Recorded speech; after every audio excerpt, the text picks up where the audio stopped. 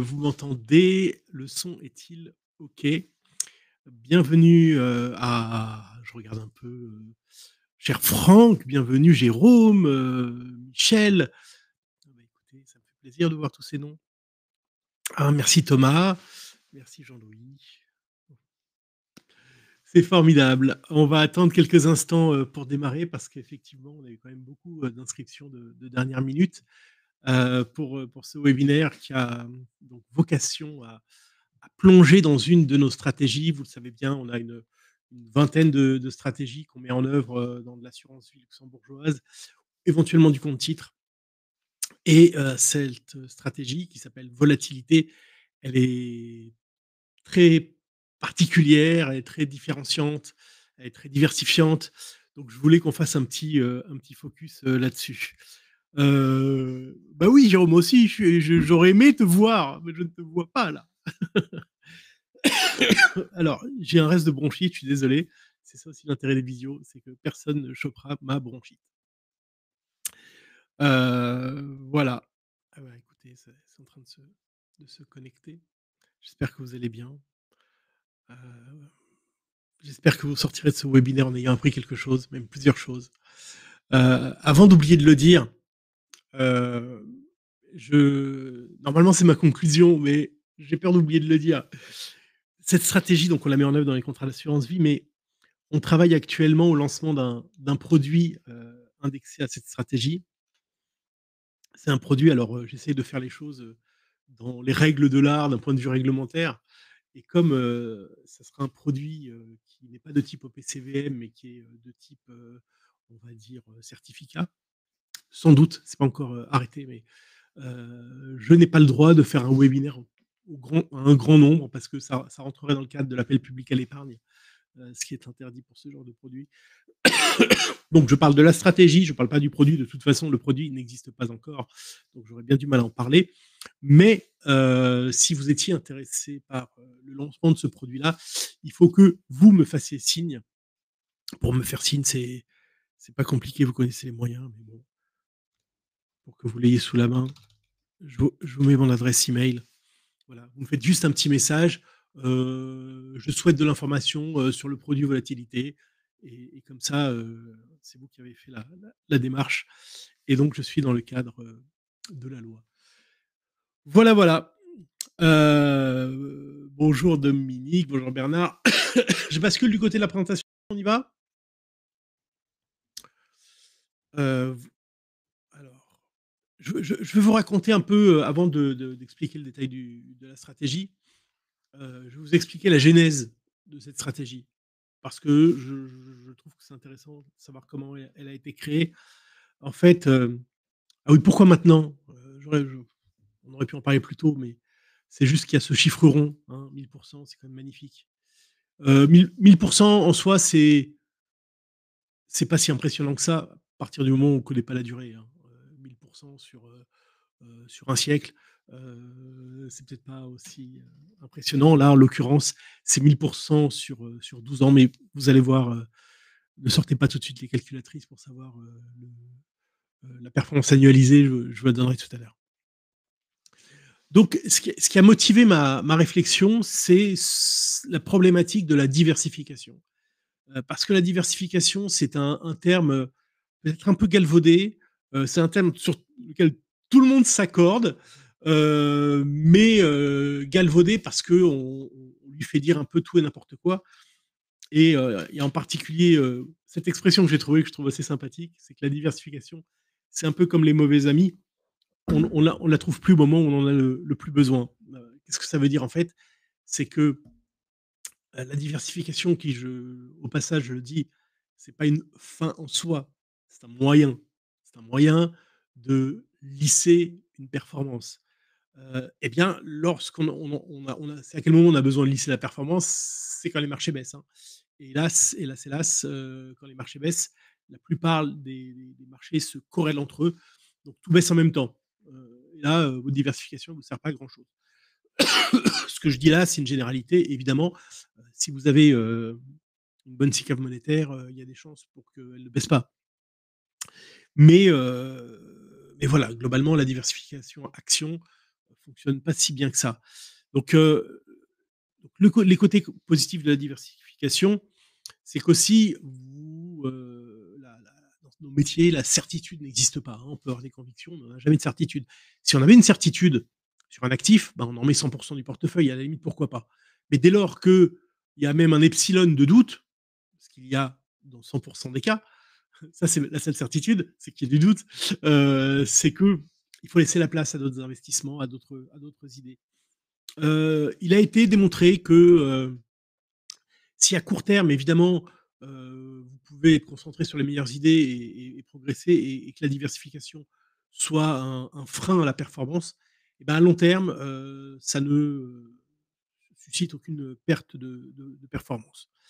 Le principal problème de la diversification, comme je disais tout à l'heure, c'est que les corrélations entre les actifs ne sont pas stables, et que voilà, ça peut aussi générer de la frustration, d'être sur, je sais pas moi, un grand nombre d'actifs, alors que vous auriez aimé vous concentrer sur ce qui marche le mieux.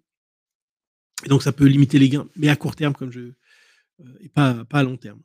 Mais donc dans cette quête de diversification, et après un certain nombre de lectures académiques, j'ai découvert, il y a une quinzaine d'années, voire un peu plus, cette classe d'actifs qui est sous-utilisée parfois pour de bonnes raisons, qui s'appelle la volatilité. Euh, un petit graphique d'abord pour illustrer cette instabilité des corrélations. Là, vous avez ici la corrélation entre le marché américain, actions et obligataires. Et vous voyez que pendant un siècle, hein, la corrélation était positive. Et pour ceux qui sont investisseurs depuis les années 2000, bah, finalement, cette période-là où la corrélation est négative, donc la corrélation négative, c'est qu'on aime bien, c'est que ça apporte de la diversification. Bah, finalement, c'est presque une anecdote dans l'histoire, et qu'aujourd'hui, en mettant à jour ce graphique, on est en terrain positif. Donc, la période actuelle est particulièrement adaptée pour se poser la question: «Comment je fais pour diversifier mon portefeuille avec autre chose que des obligations?» Parce que pour l'instant, les obligations, diversifient plus. Et les objectifs de cette, quête d'une nouvelle stratégie, donc il y a une dizaine d'années, donc 15 ans, je commence à m'intéresser à la volatilité, puis il y a 10 ans, je lance la stratégie. Vous allez voir toutes les dates après. C'est de chercher donc la vraie diversification, sans pour autant, réduire la performance. Alors en réalité, on l'augmente, mais à la base, je ne savais pas, et donc c'était d'abord une recherche, de pas dégrader la performance, parce que quand vous ajoutez du monétaire à un portefeuille, vous diversifiez, mais vous réduisez la performance potentielle. Et puis je voulais pas intégrer, parce qu'on l'a déjà sur beaucoup de stratégies, des vues de marché, des vues macro, une stratégie. Je voulais quelque chose de systématique, voilà, systématique, et qu'on puisse, aussi expliquer à un client. Et j'ai jamais oublié que, 90 de mes clients sont des investisseurs privés, souvent avertis, mais privés quand même. Alors, pour ceux qui sont pas très habitués à la volatilité, un petit rappel, c'est qu'il y a 2 types de volatilité. Il y a la volatilité historique, celle qui est en bleu, sur ce graphique-là. Évidemment, les 2 sont très corrélés, mais la volatilité historique, c'est celle que vous pouvez calculer à partir des cours de bourse, déjà passés, hein. C'est une forme d'écart type. Et puis là, il y a la volatilité attendue. On dit aussi la volatilité implicite. Elle porte un nom aux États-Unis, dont vous entendez, je pense, souvent parler si vous lisez la presse financière, ça s'appelle le VIX. D'accord? Mais ça, c'est pas la volatilité, passée, c'est la volatilité implicite. Pourquoi elle est implicite? Parce que le CBOE, c'est la société, qui calcule, le VIX, qui est calculé en temps réel à tout moment, heu, déduit de la valeur du marché des options, la volatilité, donc qui est implicite au sein du marché de ces options. Alors, c'est pas forcément la formule de calcul qui est intéressante, c'est surtout, ce qu'on en fait et c'est, par certains appelé l'indice de la peur, tout simplement parce que, elle nous donne le niveau de stress. C'est une façon de mesurer le niveau de stress, au sein des marchés, la crainte des investisseurs d'une baisse à venir et souvent qui est déjà là. D'ailleurs, vous voyez bien, par exemple, au moment du covid, le pic de volatilité, d'ailleurs qui a touché des niveaux absolument, historiques à ce moment-là. Donc schématiquement, c'est pas facile de donner des niveaux absolus. On va dire qu'en moyenne, le VIX se situe autour de 17. En dessous de 17, c'est qu'on est un peu comment dire? Complaisant en anglais. Heu c'est pas facile de faire parler le VIX en disant, «Il faut acheter à tel niveau, il faut vendre à tel niveau». C'est pas comme ça, en l'occurrence, qu'on l'utilise dans cette stratégie. Mais d'une manière générale, quand le VIX est élevé, quand il faut acheter, quand tout le monde, panique, c'est des bons moments pour acheter, mais c'est un autre sujet. Il y a un point qui est important de comprendre, c'est que alors, si on était parti, et on a vite, abandonné cette idée-là, sur l'idée qu'il fallait acheter du VIX, heu, pour capter, des tensions de marché et finalement faire, bah, ce qui apparaîtrait comme une excellente couverture puisque le VIX monte lorsque le marché baisse. Bon, bah, quoi de mieux pour, diversifier un portefeuille? En théorie, c'est assez, satisfaisant intellectuellement. En pratique, c'est juste, une catastrophe et je vais vous expliquer pourquoi. Oui, donc là, on a excusez-moi, je vous ai remis le VIX avec le S&P 500 ici, hein, pour illustrer mon propos. Vous voyez que le S&P 500 baisse en bleu et que, le VIX, a quelques pics, ici, tac, tac. 2008, paf, le VIX s'envole, de nouveau ici le covid. Bon et ici on est depuis près d'un an dans une période de calme des marchés donc le VIX est bas. Donc vous voyez, en principe, on aurait envie, d'investir là-dessus. Bah, il faut surtout pas le faire.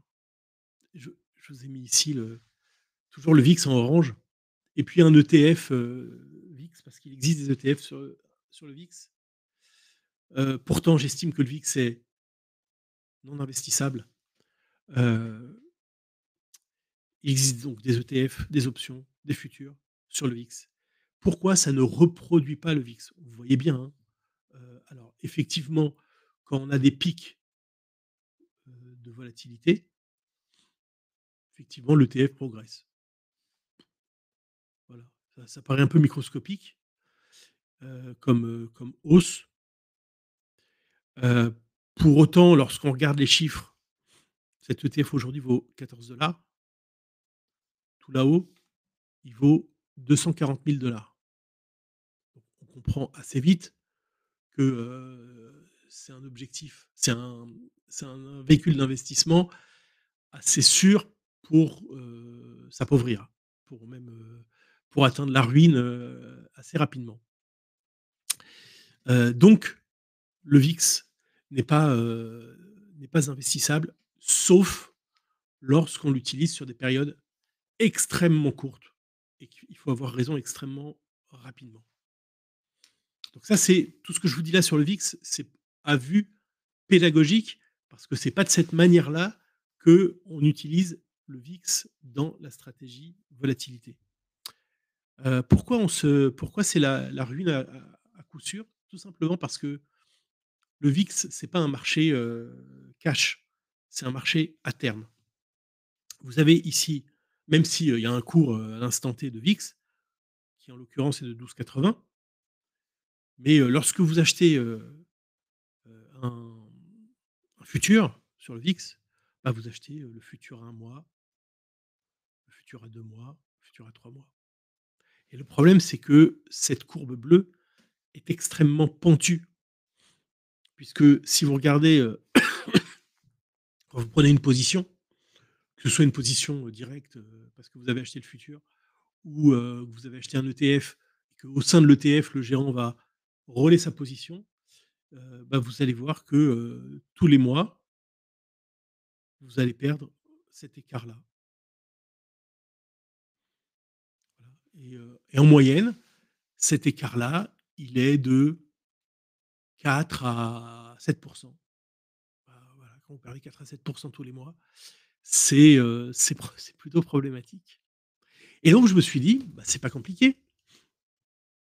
Celui qui est long VIX, il perd, 4 à 7 tous les mois. Donc en théorie, bon, même s'il y a un peu de frottement, c'est pas grave.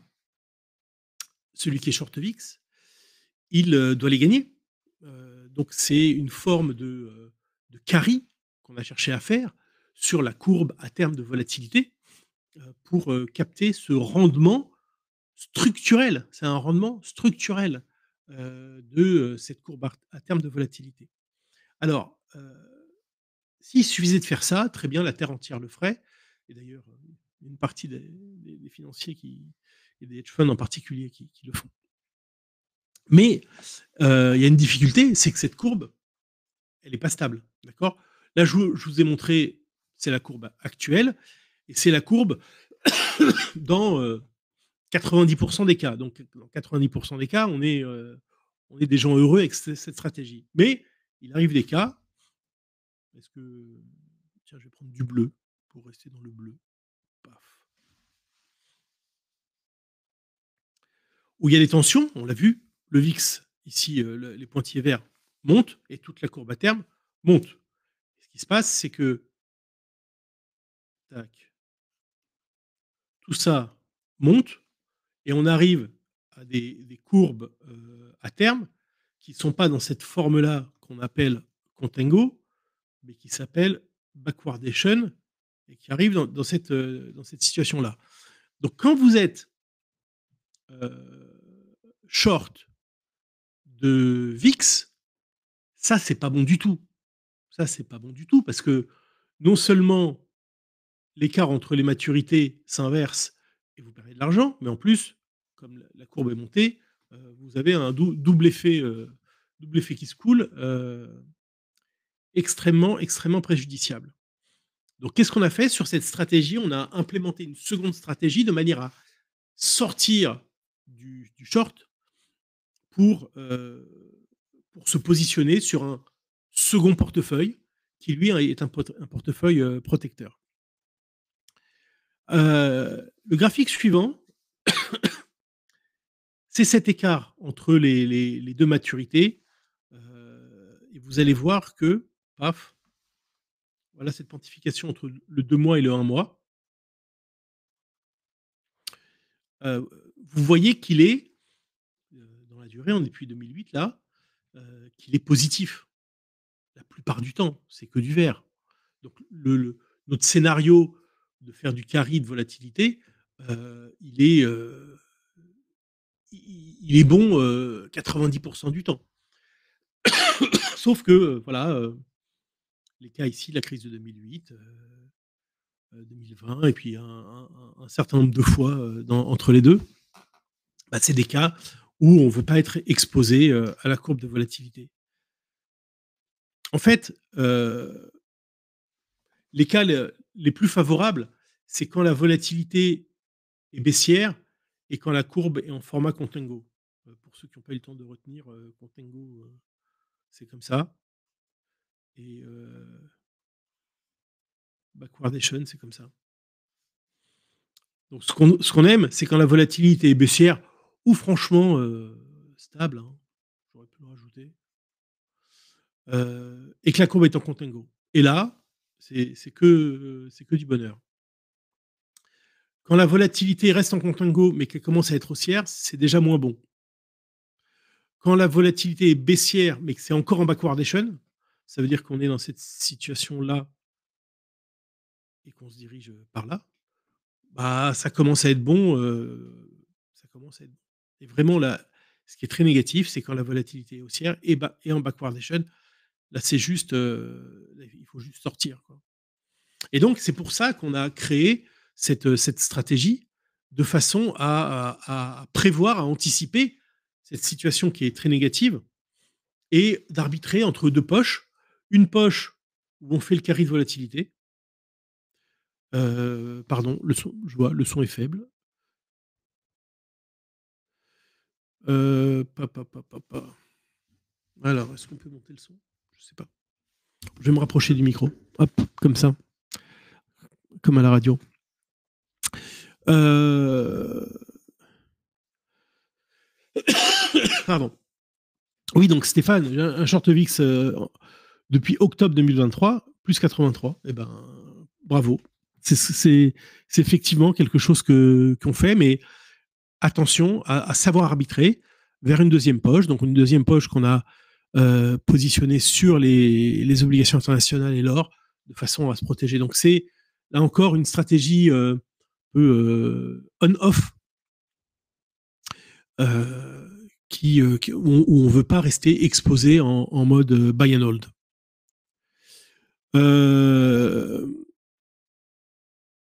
La stratégie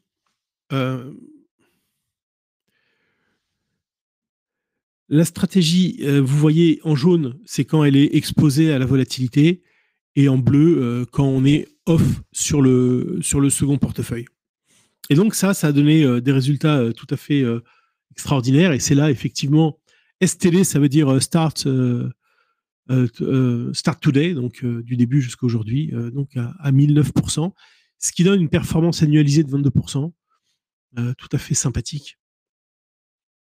Alors, c'est une stratégie qu'on a lancée en 2015 et qu'on a backtesté depuis 2011 et qui a eu quand même, hein, il faut le dire, des à-coups. Hein, ça, on le sent passer ici aussi. Mais l'arrivée des courses, c'est que l'année la pire, c'est 2020, moins 2,72. Donc, c'est extrêmement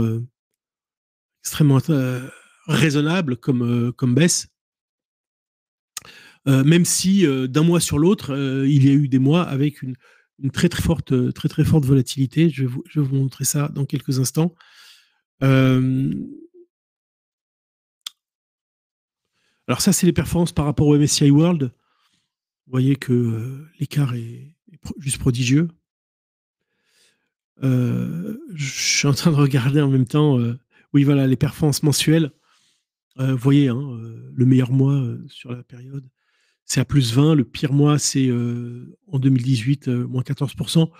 Donc, je pense que le fait que la pire année ait été entre moins 2 et moins 3%, c'est juste le hasard de la saisonnalité, et qu'on peut très bien afficher une performance sur 12 mois, ou pas forcément 12 mois glissants, ou sur une année calendaire, à moins, je sais pas, moins 20. C'est pas construit pour être à moins 2. Hein. Donc, c'est volatile. Si on se classait dans un univers de fonds actions extrêmement large, bah, on verrait des classements juste très attractifs. Donc voilà, donc ça fonctionne très bien. J'avance, je prends vos questions après. Je prends vos questions.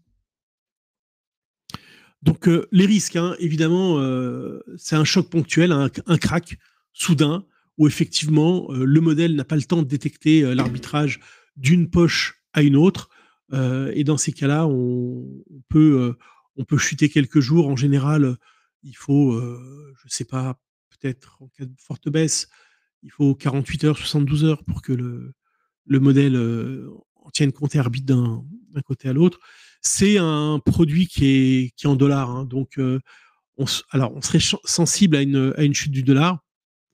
Néanmoins, il y a des amortisseurs, parce que lorsque vous avez une chute du dollar, en général, il y a une forme de relance de l'économie américaine. C'est rare un crack dans une phase de chute du dollar. Enfin bon, je préférais le mentionner. Une tension durable sur les taux d'intérêt, si on est sur la poche off et que les taux d'intérêt s'envolent, effectivement, on ne sera pas insensible. Et une volatilité potentiellement élevée, bien évidemment, vous l'avez compris. Les forces, je trouve le modèle extrêmement robuste. Donc c'est une performance qui n'a pas vocation à être opportuniste. C'est pas une stratégie opportuniste. C'est juste que qu'on capte un rendement structurel du marché de la volatilité. Ce qui est satisfaisant, c'est que c'est systématique, c'est une gestion systématique et au besoin d'entre vous, on rentrera dans le détail. Je vois que Arnaud pose la question, je ne vais pas l'expliquer ici, mais pour les clients qui souhaitent investir et qui souhaitent comprendre, je leur expliquerai, bien évidemment. L'objectif de performance est élevé, nettement supérieur au marché des actions. Alors, pas forcément d'un mois sur l'autre, mais on va dire que sur une période de 3 à 5 ans, ça fait bien mieux que les marchés actions. Et c'est quand même rassurant d'avoir intégré au modèle une protection. Et malgré tout, cette protection, elle implique pas un taux de rotation élevé, hein. Vous l'avez vu ici, bah, les périodes où on passe du jaune au bleu et du bleu au jaune sont pas si fréquentes depuis plus de 10 ans. Voilà ce que j'avais à vous dire. Je vous laisse. J'espère que vous avez entendu. J'espère que le son était correct en me rapprochant comme ça du micro. C'est vrai que je parle pas très fort. Je remonte savoir s'il y a des questions. Alors peut-être le temps. Stéphane, merci. Pas de publicité sur des produits, surtout quand il s'agit de mon webinaire. Donc l'arbitrage entre les deux poches. Donc non, j'en parlerai pas ici, parce qu'aussi c'est notre secret de fabrique et que là je vous ouvre déjà énormément de choses. Le montant minimum, contactez-moi Bernard. Je vous dirai parce qu'en fait le produit est pas encore finalisé, donc je connais pas encore le montant minimum tel que le produit est imaginé en tout cas. Vous n'avez pas besoin d'être chez nous pour investir. Vous pouvez le faire depuis votre broker en ligne. Normalement, ça devrait pouvoir se faire. Pardon Stéphane, non, je ne répondrai pas à cette question. Ça fait partie vraiment du secret de fabrication. Et donc, si vous voulez devenir client, on en parlera. Mais là, durant le webinaire, je vais garder ça pour moi si vous voulez bien, Stéphane.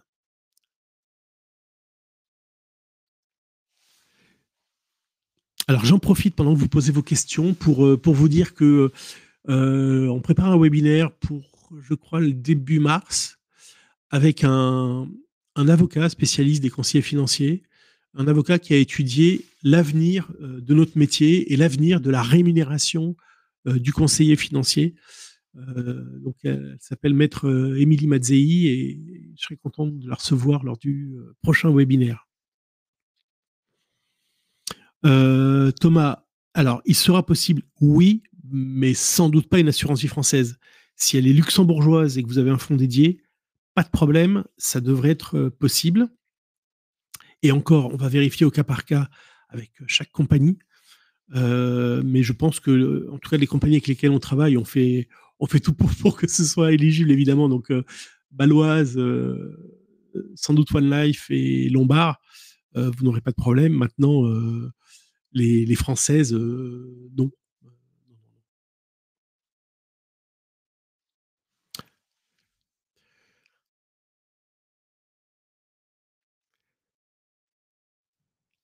Y a-t-il d'autres questions?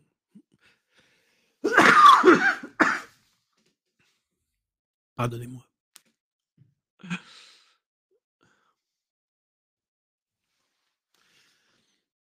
Quand on parle du VIX sans préciser plus, et on dit par exemple que sa moyenne est de 17,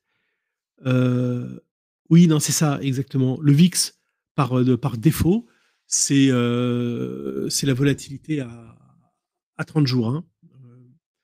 Donc, c'est la moyenne et donc, qui est cotée tous les jours. C'est cette moyenne-là, oui, qui est publiée sur tous les sites. Hein.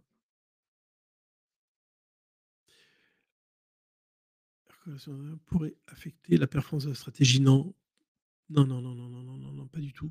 Pas du tout. En fait, je vous ai vraiment raconté le cheminement intellectuel pas à pas. Je ne sais pas si c'était intéressant de rentrer autant dans le détail. J'espère que ça l'a été. Mais non, ça devrait être vraiment sans impact dans le sens où, à partir du moment où les corrélations sont positives, ça incite à aller chercher de la diversification. Heu, mais si elles redevenaient négatives, ça impacterait pas la performance du produit. Non, non, pas du tout. Trésor d'entreprise, ça me paraît être sportif, hein, pour de la trésor d'entreprise. Donc, j'ai envie de vous dire non.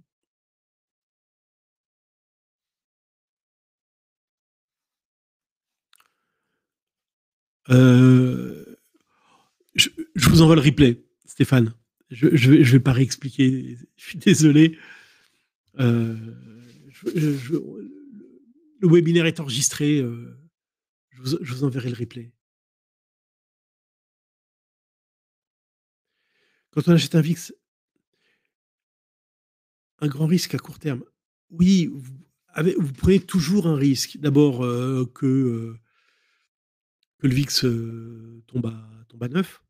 C'est vrai qu'au plus bas, 11, c'est des niveaux très, très bas effectivement. Mais vous avez ce phénomène qu'en fait, avec le VIX, vous avancez sur un tapis roulant qui va dans l'autre sens. Donc vous devez, courir très vite et pas vous essouffler parce que le tapis s'arrête pas. Ça veut dire vous devez avoir raison très vite. Faut garder ça, je sais pas, quelques jours, et même si je vous dis quelques semaines, je trouve ça trop long. Quand on est long VIX, ce qui, je répète, ce qui n'est pas notre cas à travers cette stratégie, hein. Cette stratégie, c'est du buy and hold parce qu'on a intégré, ce phénomène de protection. Donc le produit, qu'on lancera, c'est vraiment du buy and hold.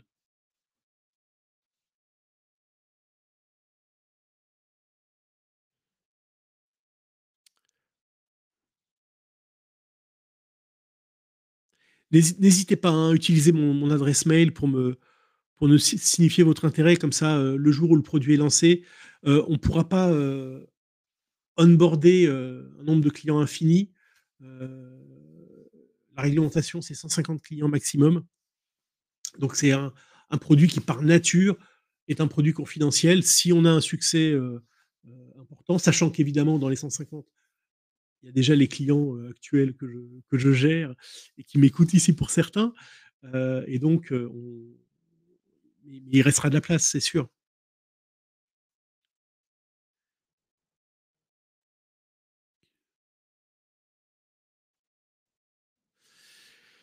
Vincent, je suis pas sûr de comprendre quelle est votre question. D'abord, mais ce qu'il faut comprendre, c'est que je ne, à travers cette stratégie, je cherche pas à investir sur une tendance du VIX. Ni alors évidemment, c'est mieux que le VIX soit relativement stable, soit baissier. On pourrait regarder des périodes où il est passé récemment de 11-12, il est remonté à 17. Ça a été sans gros impact sur la performance. Donc mais c'est vraiment pas, un jeu directionnel sur le VIX, hein. J'espère que j'ai répondu à votre question, Vincent.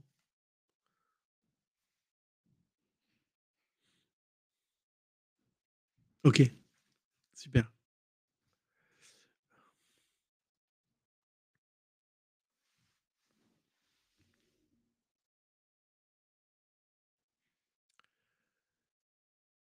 Je sais pas si vous le voyez, comme moi, hein, quand quelqu'un écrit, on voit, il y a marqué: «Quelqu'un écrit». Donc c'est pour ça que je reste figé en bas à droite de mon écran. Heu, non, parce que c'est le plus liquide, hein. On pourrait très bien imaginer, des stratégies similaires, sur le V-Stock ou sur autre chose, mais autant prendre le plus liquide. Et puis à vrai dire, c'est pas pour me déplaire d'avoir que le produit soit sensible au dollar, parce que le dollar, va servir aussi souvent d'amortisseur, en cas de baisse des marchés et de tension sur la vol. Et puis la poche, pardon, je l'ai pas précisé, si on bascule sur la poche protectrice, elle n'est pas totalement en dollars, hein,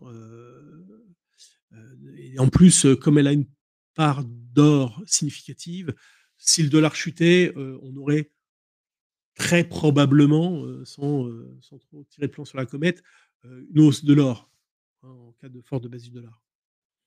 Donc tout ça vient s'équilibrer.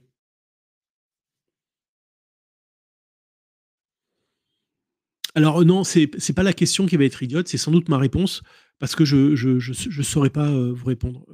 J'ai pas regardé, le move, donc non, Vincent, je suis désolé.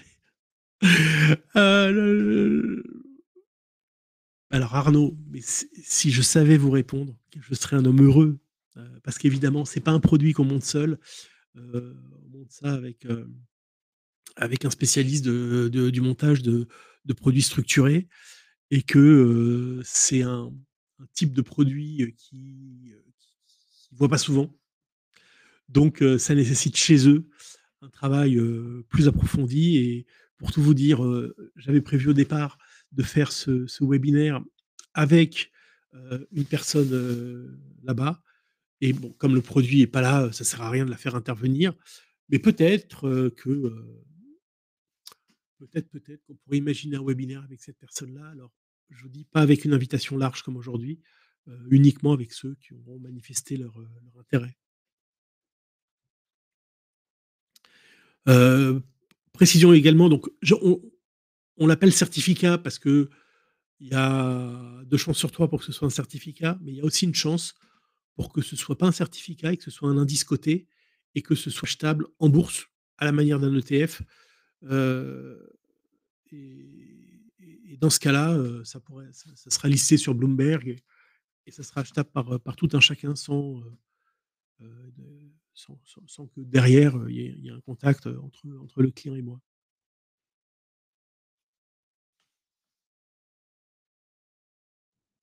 Ça sera les 2. Normalement les, face et compte titre, les 2 ou un feed si, si vous entendez bien avec la société de gestion qui s'occupe de votre feed et qu'elle écoute vos suggestions, heu, ça sera, feed, face et compte titre. Ne me posez pas la question sur un PEA, hein, je vous en supplie. Heu,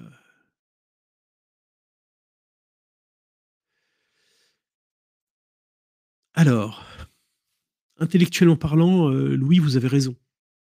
OK, le VIX est bas, les marchés sont plutôt élevés, heu et encore, ça se discute parce qu'on sait bien que le marché est tiré par, une poignée de valeurs.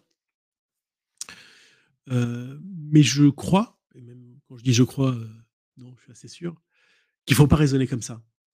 Il ne faut pas faire de timing sur cette stratégie. Cette stratégie intègre une protection, que, dès lors qu'il n'y a pas de ch oups, pardon, j'allais dire de choc de marché, je fais un choc de micro. Dès lors qu'il n'y a pas de choc, alors on est on et on profite du carry. Si on S'il y a un début de choc, on glisse. Il faut laisser le modèle faire parce que on voit qu'il a très bien marché, par le passé. Je vois vraiment strictement aucune raison pour laquelle il ne continuerait pas, de fonctionner correctement. Alors j'ai indiqué les facteurs de risque, mais non, non, franchement, je crois pas qu'il faille, s'inquiéter d'une remontée, et on pourrait avoir le raisonnement inverse. C'est dans ces cas-là, dans ces cas-là, il faut acheter du VIX. Mais si vous achetez le VIX, faut que vous ayez raison dans la semaine. Bon, bah, là, on peut pas attendre. Alors, peut-être qu'il y a des points d'entrée meilleurs que d'autres. Là encore, si vous voulez investir, on en parlera. Je vous dirai, peut-être, n'achetez pas tout d'un coup. Achetez, découpez, les achats. Des effets de levier sur le long VIX, non. Non, non, non, pas d'effet de levier. Le marché est tiré par des valeurs ou par la gestion passive? Oui, la gestion passive joue un rôle, évidemment. En fait, non, c'est pas la gestion passive qui joue un rôle, c'est la façon dont les investisseurs utilisent la gestion passive. Parce que faire de la gestion passive, sur le Russell 2000, vous pouvez le faire. Le Russell 2000, il est loin, loin, loin de ses plus hauts et c'est le jour et la nuit avec, le S&P 500 ou le Nasdaq. C'est le côté, maniaco, indiciel, sur les toujours les mêmes indices, hein, bien sûr et par l'intelligence artificielle. Donc dans mon analyse, je fais toujours la différence, même si on s'éloigne du sujet, entre l'outil et la façon dont est utilisé l'outil, hein. C'est pas la même chose. Ah ouais, c'est ça, passif sur le S&P 500, évidemment. Puisque, il y a un côté autoréalisateur de dire, le S&P 500 bat tous les indices, donc j'achète du S&P 500.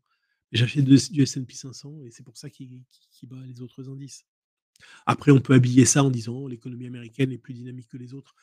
C'est vrai, mais c'est vrai de tout temps. Et pourtant, de tout temps, le S&P 500 n'a pas surperformé. Donc, bah voilà, il faut un peu faire la part des choses. Est-ce qu'on met un terme au webinaire? Je me dis que dès lors qu'on est, on est parti un peu loin du sujet, c'est qu'on a épuisé le sujet. De toute façon, un replay sera disponible. De toute façon, mieux que le replay, je suis disponible. Donc on peut se reparler à votre convenance. C'est toujours un plaisir d'échanger avec vous. Merci, merci Stéphane. Donc je vous dis à bientôt. Rendez-vous début mars avec Émilie Mazzei qui va vous parler de la rémunération des conseillers financiers. Peut-être que ça intéressera un peu moins les investisseurs privés parmi vous, mais vous êtes les bienvenus, il y a aucun problème. Je vous souhaite une bonne semaine, hein. Vous voyez, on n'a pas fait le vendredi, tout simplement parce que je prends quelques jours de congé à partir de demain et je voulais le faire avant de partir. Voilà, à très bientôt. Bye bye.